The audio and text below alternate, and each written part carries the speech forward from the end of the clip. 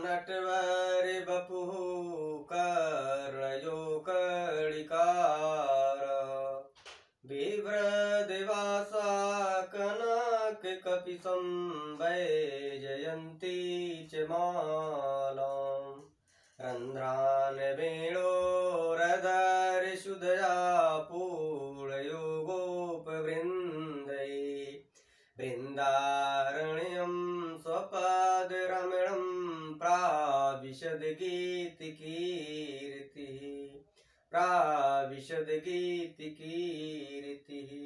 बोलिए वृंदावन बिहारी लाल की, राधे रानी सरकार की, गुरुदेव भगवान की, माता पिता की जय, भक्त भगवान की जय, श्रीमद् भागवत महापुराण की जय। जय जय श्री राधे श्याम। श्रीमद् भागवत, जैसा कि हम लोग अनेकों आख्यानों में इसकी चर्चा किए कि जो कलयुग है इसमें केवल हरि कथा ही सर्वश्रेष्ठ है। इसी के माध्यम से हम सबका कल्याण हो सकता है और यह कथा किसी भी तरीके से हमारे अंदर आएगी तो इसका फल हमें जरूर मिलेगा, क्योंकि जो कथा है यह उस गंगा रूपी हमारे जो ज्ञान है भगवान भोलेनाथ का, जो ज्ञान प्रसंग, गंगा का ज्ञान प्रसंग जो माता सती को सुनाते हैं, उसमें हम लोग अवगाहन करेंगे, उसमें विचरण करेंगे, उसका स्नान करेंगे तो उसकी छींटें कहीं न कहीं हमारे ऊपर पड़ेंगी और हम सबका कल्याण होगा। तो यह जो ज्ञान है, जो भक्ति है, जो कर्म है, इन सब का मिला जुला रूप हरिकथा, जो कथा श्रवण है, यही कलिकाल का एक माध्यम है जिससे हम सभी जो सौभाग्यशाली प्राणी हैं इसका लाभ उठा सकते हैं। तो जितना अधिक हम इस पर समय दें उतना ही कम है। और जो यह कथा रूपी गंगा है यह हर जगह विद्यमान है। केवल आप अपने मन बुद्धि चित्त अहंकार को बाहर रखिए और एकाकार करिए कुछ क्षणों के लिए भगवान श्री कृष्ण में, और हम लोग आगे की कथा शुरू करते हैं। आप सभी लोग अपने अंतर्मन में भगवान राधे श्याम को विराजमान कीजिए और कथा श्रवण कीजिए। तो श्रीमद् भागवत महापुराण में श्रीमद् भागवत जो शब्द है उसमें जो ता शब्द है, ता का मतलब है तर जाना। तो हम लोग कब तरेंगे, कब मोक्ष होगा, कैसे हमारा कर्तव्य सकारात्मक होगा, वह तब होगा जब हम हरि कथा का श्रवण करेंगे, कथा श्रवण करेंगे, तभी इसका कल्याण हो सकता है। बाकी सब जो देश में चीजें हैं, वस्तुएं हैं, सब मायावी हैं, कुछ भी स्थिर नहीं है। और यह कब मिलेगा? जब आप शांत एकाग्रचित होकर के अपने मन में इंट्रोस्पेक्शन करेंगे, तब आपको उसका सहज भाव होगा। और जब सहजता आएगी तब मन निर्मल होगा। और तब क्या होगा? निर्मल मन जन सो मोहि पावा, मोहि कपट छल छिद्र न भावा। निर्मल मन जन सो मोहि पावा, मोहि कपट छल छिद्र न भावा। निर्मल मन जन, जिसका मन निर्मल होगा वही प्रभु को पा सकता है। निर्मल मन होना चाहिए, मन रहित हो, यानी जो हमारे चित्त की वृत्तियां हैं, मन की वृत्तियां हैं,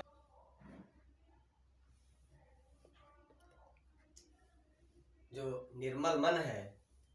मन कैसे निर्मल होगा? जब तक हमारी चित्त की वृत्तियां अलग नहीं होंगी। चित्त की वृत्तियां, मन की वृत्तियां और हमारी जो चित्त, बुद्धि, मन, अहंकार, ईर्ष्या, द्वेष, ये सब जब तक हम अलग नहीं करेंगे तब तक हमारा निर्मल मन नहीं हो सकता।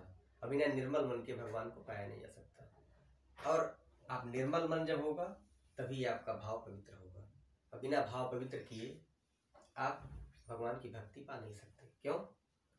भाव सहित खो जय जो प्राणी, पावे भगति मणि सुख की खानी।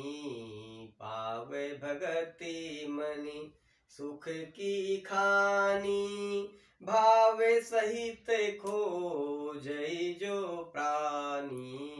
पावे भगति मन, आपका भाव होना चाहिए, भाव सहित आप कीजिए तो आपको भक्ति रूपी ऐसी मणि मिलेगी जिससे सब कुछ प्राप्त होगा। यानी आपका लोक और परलोक सब सुधरेगा।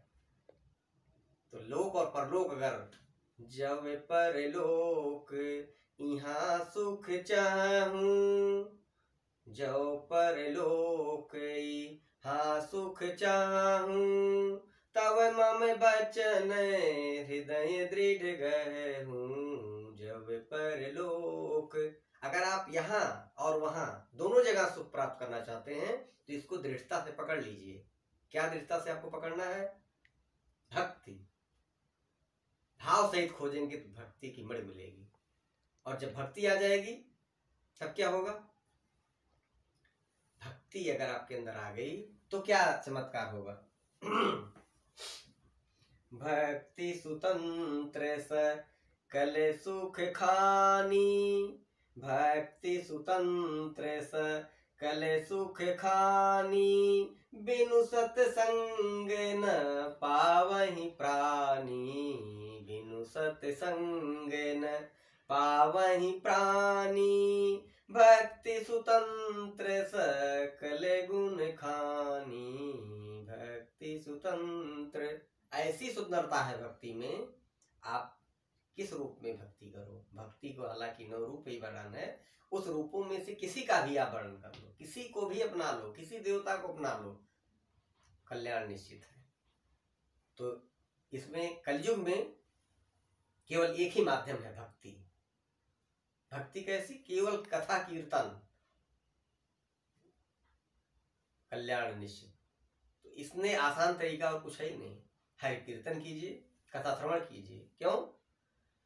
भाव कुभाव नख आलस हूँ, नाम जपत मंगल दिस दस हूँ। भाव कुभाव अनख आलस हूँ, नाम जपत मंगल दिस दस हूँ। भाव कुभाव, चाहे आप भाव से पढ़ो या कुभाव से पढ़ो, आपका मंगल होना है। तो आप कभी भी आपको समय मिले, आप एकाकार होकर के प्रभु श्याम, भगवान राधे श्याम का ध्यान करें, कल्याण निश्चित है। तो इसलिए श्रीमद् भागवत में जो ता शब्द है यानी तर जाना कब होगा? जब आपके अंदर भक्ति आएगी। और भक्ति आएगी तो आपके अंदर ऐसे गुणों का खान, ऐसे समूह लेकर के आएगी कि आप सत्संग के अधिकारी हो जाएंगे, संतों का सानिध्य मिलेगा, देश, राष्ट्र, समाज की आप रक्षा कर सकेंगे। आप खुद ऐसे योग्य होंगे, ऐसे दैदीप्यमान होंगे आप कि आपको उसका लाभ मिलेगा, लोक और परलोक सब आपका बनेगा। तो इस भक्ति का जो स्वरूप है, भक्ति के 9 स्वरूपों में कोई भी स्वरूप भक्ति का और भगवान के किसी भी स्वरूप का आप ध्यान करें, भक्ति को कोई भी रूप अपनाएं, आपका कल्याण निश्चित है। और इस कलिकाल में केवल कथा ही श्रेष्ठ है, कथा ही महान है, कथा ही आपको इस जो माया रूपी संसार है उससे पार ले जाएगी। बाकी सब बेकार है, सारी चीजें विनष्ट माया रचित हैं। आप केवल कथा सुनिए, कथा का श्रवण कीजिए और संस्कारी बनिए, आदर्श बनिए, शिष्टाचारी बनिए, संस्कारवान बनिए। क्योंकि बिना शिष्टाचार, बिना संस्कार की जो शिक्षा हो या कुछ भी हो, वो सब शून्य है। संस्कार युक्त शिक्षा बहुत महत्वपूर्ण है। बिना संस्कार की शिक्षा किसी योग्य नहीं है, किसी काम की नहीं है। तो आज के प्रसंग में हम लोग जो तर जाना, श्रीमद् भागवत में जो ता शब्द है तर जाना, तो उसमें जो है कैसे हम लोग तरेंगे, कैसे मोक्ष होगा। हम लोग भक्ति करें, हरि कीर्तन करें, कीर्तन कथा का गायन करें, जितना भी समय मिले उसमें भगवान प्रभु श्याम भगवान राम को अपना समय अर्पित करें। और किसी भी देवता जिसको आप मानते हो, गुरुदेव भगवान का नाम लेकर के उसका पालन करें। तो यहाँ बात आती है कि कौन तर सकता है, कौन उसका कल्याण हो सकता है। तो एक अवधी भाषा में एक प्रसंग है जो आता है कि कैसे हम भगवान का सानिध्य प्राप्त कर सकते हैं। उसकी एक लाइन है, वही तरेगा जिसके हृदय में रघुबर, वही तरेगा जिसके हृदय में रघुबर, वही तरेगा जिसके हृदय में रघुबर, वही तरेगा जिसके हृदय में रघुबर। कौन नर तरी गईले पूजा करे से, कौन नर तरी गईले पूजा करे से, पुजारी ना तरे जे कर मंदिरे में घर बा, पुजारी ना तरे जे कर मंदिरे में घर बा, वही तरेगा जिसके हृदय में रघुबर, वही तरेगा जिसके हृदय में रघुबर। कौन नर तरी गईले गंगा नहाई के, कौन नर तरी गईले गंगा नहाई के, मेघवान तरे जेकर, मेघवान तरे जेकर जलवे में घरे बा, कौन नर तरी गईले पूजा करे से, वही तरेगा जिसके हृदय में रघुबर, वही तरेगा जिसके हृदय में रघुबर। तो कौन तरेगा? जिसका मन बुद्धि चित्त अहंकार छोड़ करके निर्मल मन हो और भगवान का ध्यान करे। क्यों? निर्मल मन जन सो मोहि पावा, मोहि कपट छल छिद्रन भावा। जो निर्मल मन होगा वह मुझे प्राप्त कर सकता है आसानी से। क्यों? ये बहुत सहज है, सबसे आसान तरीका भक्ति है, सबसे आसान तरीका भक्ति है, कल्याण का मार्ग है। तो भक्ति करके आप कुछ भी प्राप्त कर सकते हैं। क्यों? भक्ति सुख की कहानी है, सभी सुख उससे आपको मिल जाएंगे, सुख आनंद सब कुछ आपको उससे मिलेगा। इसलिए जितना भी आपको थोड़ा बहुत समय मिले आप भक्ति कीजिए, और भक्ति का कोई भी माध्यम अपनाइए, किसी भगवान को अपना इष्टदेव बनाइए, गुरुदेव भगवान का ध्यान करके, और कोशिश कीजिए दीक्षा का। क्योंकि बिना दीक्षा, विष्णु दीक्षा विहीनानाम नाधिकारा कथा सर्वे। तो बिना दीक्षा के आप जो पुण्य का काम करते हैं वह फलदायी नहीं होता। इसलिए आप वैष्णव दीक्षा लीजिए और फिर उसका आपको फल मिलेगा।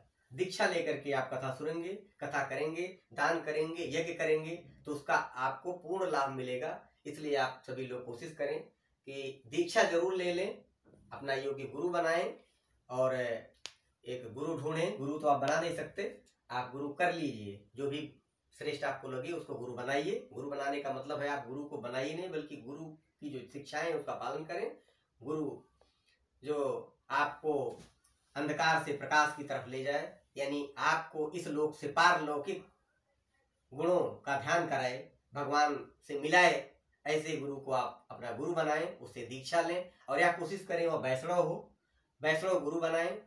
और उसके पश्चात जो मंत्र दे आप उसका रोज 5 बार कम से कम स्मरण करें, और फिर आपको उसका स्वमेव पूर्ण लाभ होगा। तो श्रीमद् भागवत में जो ता शब्द है तर जाना, वो कब होगा? जब हम भक्ति का गायन करेंगे, भक्ति अपनाएंगे, कथा सुनेंगे। तो इस तरीके से हम लोग जो भक्ति रानी हैं, भक्ति रानी हम लोगों के जीवन में कथा के रूप में कैसे आएंगी? जब हम लोग अपने गुरु से दीक्षा लेकर के और भगवान का भजन करें, और हम सभी का भगवान भोलेनाथ कल्याण करें, जैसे भगवान भोलेनाथ माँ सती का कल्याण किए। बोलिए भगवान भोलेनाथ की, माता पार्वती की, राधे रानी की जय जय श्री राधे रानी, जय जय श्री कृष्ण, जय जय श्री राधे श्याम।